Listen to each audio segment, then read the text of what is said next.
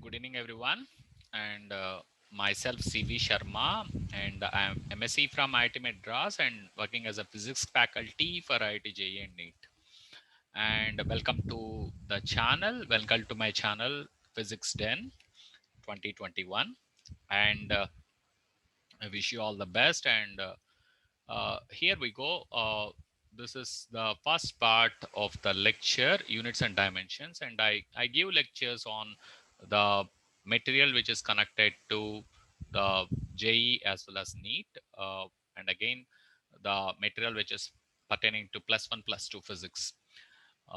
So here and all, and I also deal with some of the problems connected to European Union physics and few other things. And the first part of the lecture goes like this, and I make some crisp videos and then crisp and short, sweet and short videos. And for any kind of lectures or this video, whatever the PowerPoint I made, you can contact me at my email address, or you can give a message to me. I shall give my email address here. I will write my email address here.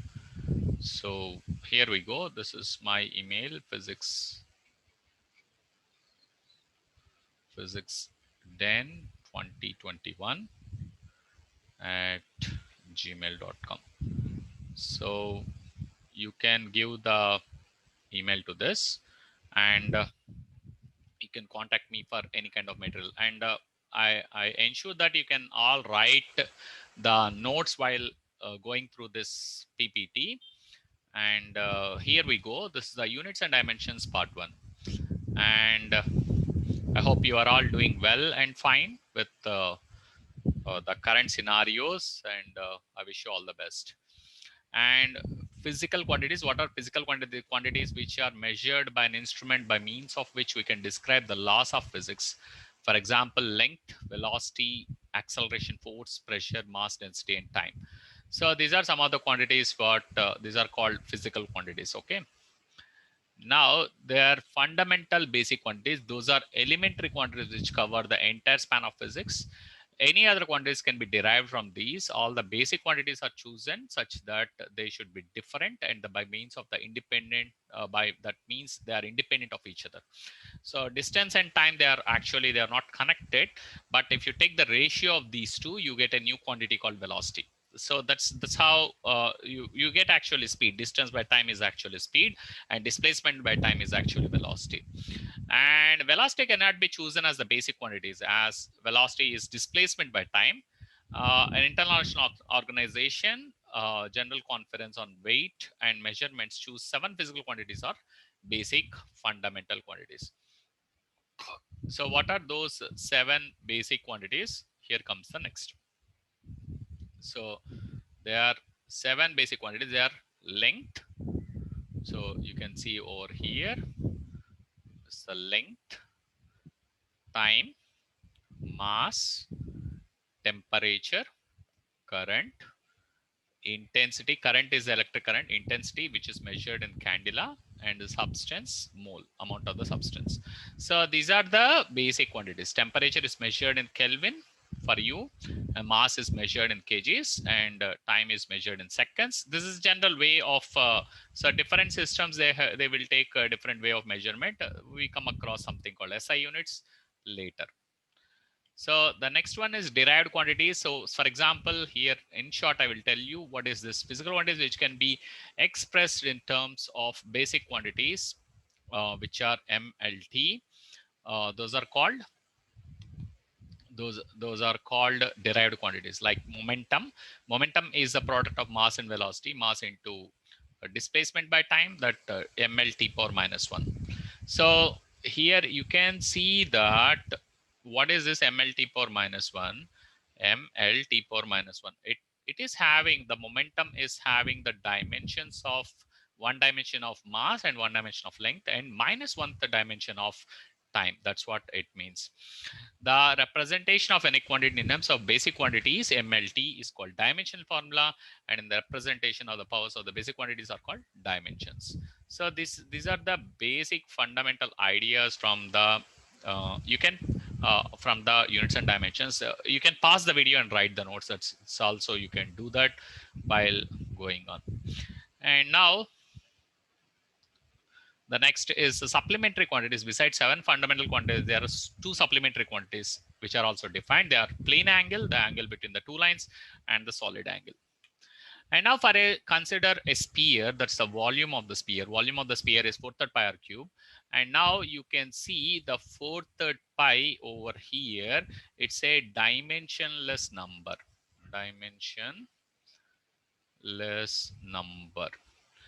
And now r cube, what is r? Basically, r is the radius of sphere. You all know very well, radius of sphere, right? Radius of sphere is nothing but it's a length quantity, right? So we put L in terms of R in place of R to get the dimensions. That's it. 4/3 pi does not carry any dimensions. So we write 1 here, and the radius will carry the dimensions of length. We put up L here. So you get L cube. Always volume. Remember, always you see volume. It has the dimensions of cube of length. Dimensions of cube of length. So this is the basic idea. Cube of length. That's the basic idea. And this notes I have taken from a book called the Complete Resource Book on Physics by Sanjeev Kumar. So from that I have taken these things. So just telling that what is the source of this material also I'm telling you. You can refer to that book also. Right. Dimension of a physical quantity will be same. It does not depend upon which formula we are using for that quantity. Density is mass by volume, and density mass by volume, you can see that here. So you have the mass m divided by volume is having the dimensions of L cube. So you have the dimensions L power minus 3. This is how you get. And now you see you got to watch something here that the density does not depend upon the time. So you have ml power minus 3 t power 0. So t power 0 means the density does not have any dependence on time. So once you consider velocity, that is displacement divided by time. Here you have the dimensions of time, but it does not depend upon the mass. So you have m power 0 is over here. That's what it tells. It does not have any dependence upon mass. It has dimensions of Lt power minus 1 and does not depend upon mass. So the reason m power 0 you are going to get Lt power minus 1. So this is how we write the dimensions, right? So next, if you're not much clear with the problems which we are going through, from that you will get clear very soon. So next one, acceleration. Let's consider the acceleration. Acceleration is the derivative of velocity, right? So acceleration is velocity by time, very simple words. So velocity is Lt power minus 1 divided by t. So you have Lt power minus 2. So that's how you get the dimensions.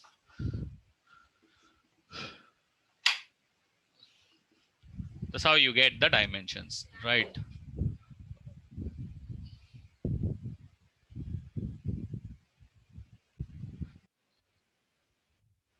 Yeah, the next one, you have the acceleration being dv by dt, that is change in velocity with respect to time, that is Lt power minus 1 divided by t. So you get the acceleration having the units Lt power minus 2. That's are the dimensions of the acceleration. So that's how we derive, and then momentum, we just derived this mass into velocity, and momentum will have the units of m l t power minus 1. Those are the units of momentum, and that is the acceleration units, that will be Lt power minus 2. These are the units of acceleration.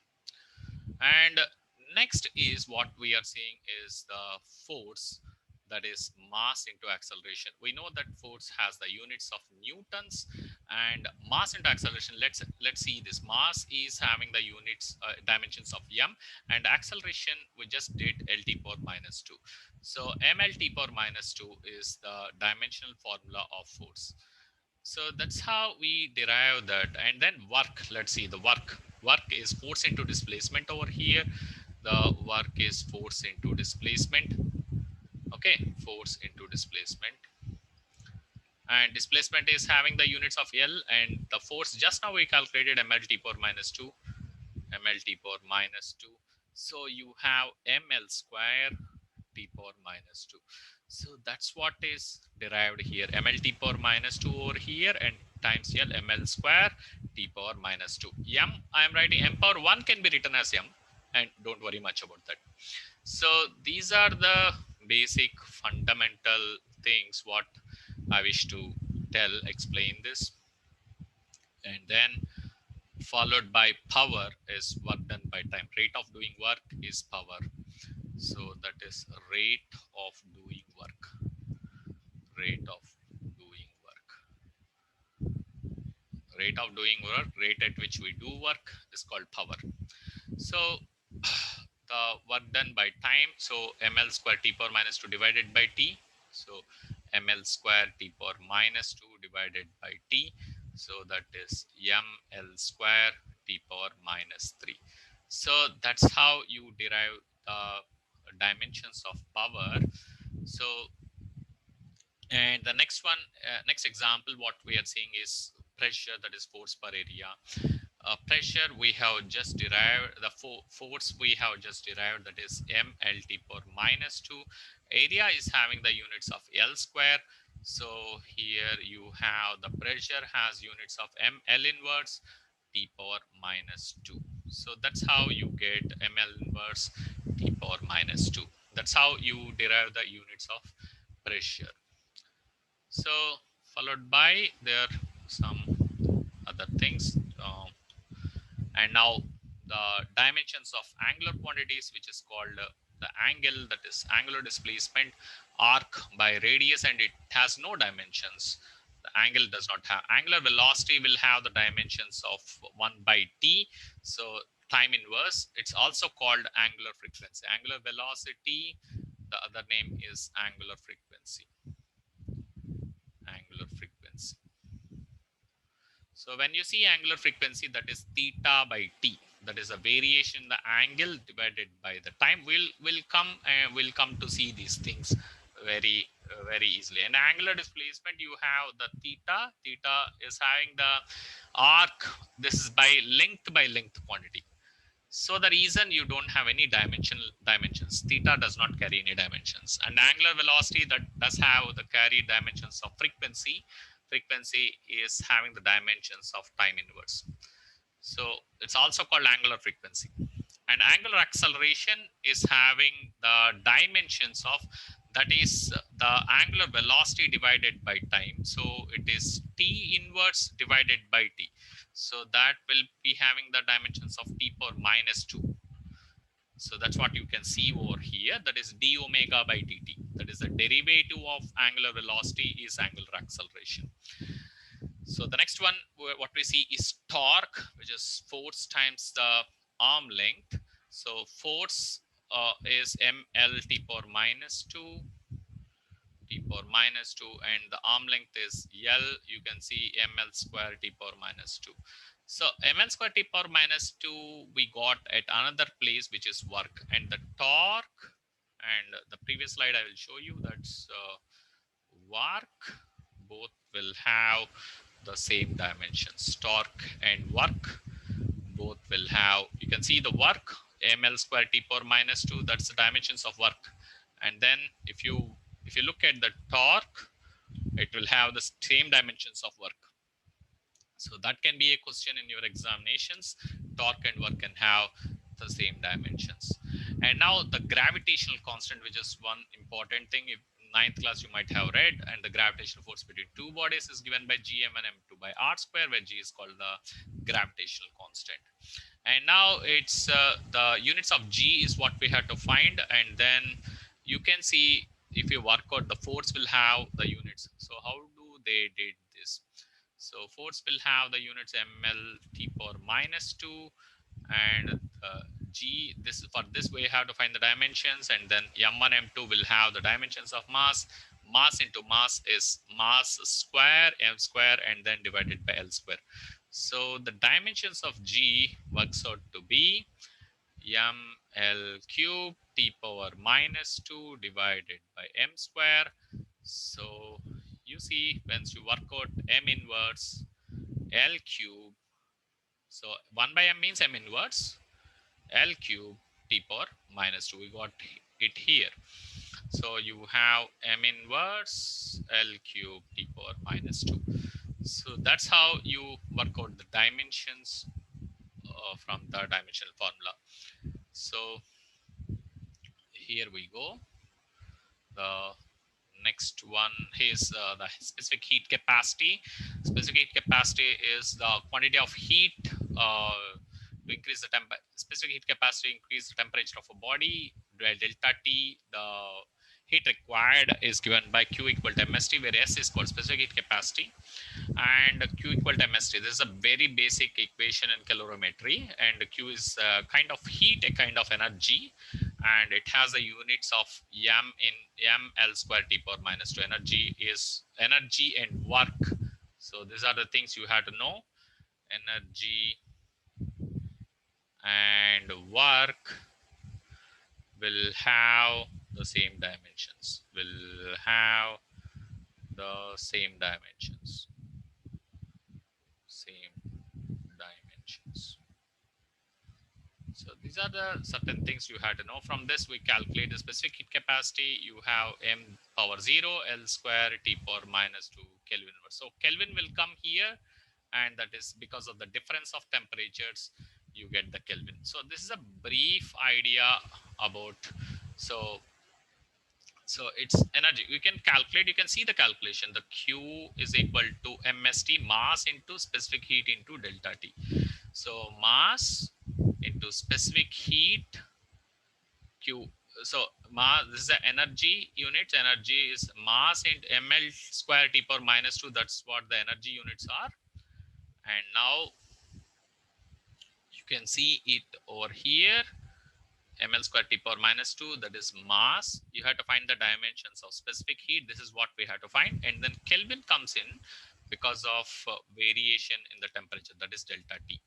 So you keep the quantities, you send these quantities onto this side and just do the mass to mass. It gets cancelled out here, and then L square stays as it is, and T power minus 2 stays as it is. And then Kelvin is on sent to on the other side, you get K power minus 1. Hope you understood this one. Now let's move on. And coefficient of viscosity is the other one. So for a spherical ball of radius r moves with the velocity v in a viscous liquid, then the viscous force acting on it is given by this particular formula. All these things we are going to see in the specific chapter. This formula we are going to see in the chapter called liquids, so in due course. And now eta is the coefficient of viscosity, that is, this is called viscous force, 6 pi eta rv. So eta is called the coefficient of viscosity. Okay, coefficient of viscosity. Eta is called the coefficient of viscosity. So this is how you solve the problem. And then viscosity, you just see the workout. I leave the workout for you, and here the answer is also here. Please try to do the workout and put it in the comment section that how you are able to do the workout, and then put up your picture. Okay, how you have worked in the notes. Okay, so you can see that. So that's left on you. So let's see the next part is that. And then next is the Planck's constant. This is a very, very unique one. And in the light of frequency, nu is falling, energy of the photon is given by equal to h nu, and nu is the frequency, that is 1 by t. And the units of Planck's constant, you see it has the units of energy multiplied by time actually. So Planck's constant will have the units of energy multiplied by time units. Okay, so the units of energy is joules actually, and then the time has units of second, that has the units of joule second. Okay, all of you would have seen in this in chemistry 6.625. into 10 to the power of minus 34 joule second. That's what the value of the Planck's constant is, and it has the units of energy multiplied by time. So here we go. The next slide. You please see the workout. If you have any doubts, you can reckon back to me. There is no issues here. Now from this, the problems will start, and the problems part we do in the next video. I hope you enjoyed the video. I hope this is crisp and short. You can reckon back to me up to the problems what we have done. The next part is the problems part we see in the next video. Until then, thank you all. Thanks for watching the video. Please hit a like and do subscribe. Thank you all.